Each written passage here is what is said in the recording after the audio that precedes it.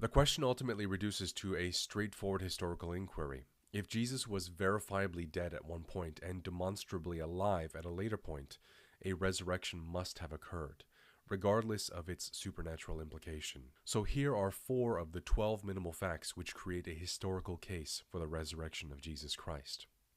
Number 1. The death of Jesus by crucifixion. The crucifixion of Jesus represents one of the most securely established facts of ancient history. Multiple independent sources, both Christian and non-Christian, attest to this event.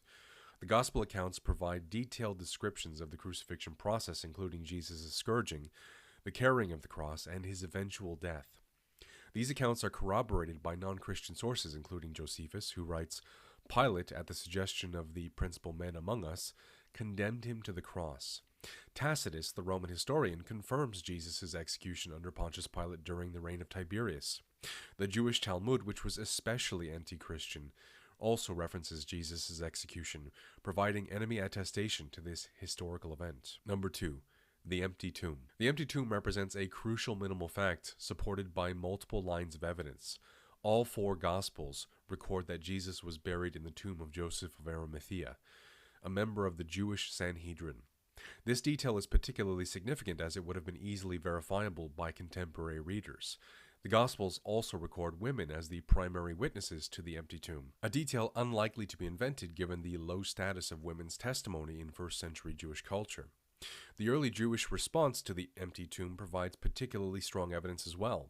Rather than denying that the tomb was empty, Jewish authorities claimed that the disciples had stolen the body, an explanation that implicitly acknowledges the tomb's emptiness. The location of the tomb in Jerusalem, where the resurrection was first proclaimed, would have made it impossible to maintain this claim if the body were still present. Number 3. The appearances of the risen Jesus are attested in multiple independent sources. Paul provides the earliest written record in 1 Corinthians 15, verses 3 through 8, listing appearances to Peter, the 12, over 500 believers at once, James, Jesus' previously skeptical brother, a group known as all the apostles, and, finally, to Paul himself. This list represents early tradition, as Paul notes he, quote, received this information likely within a few years of the events.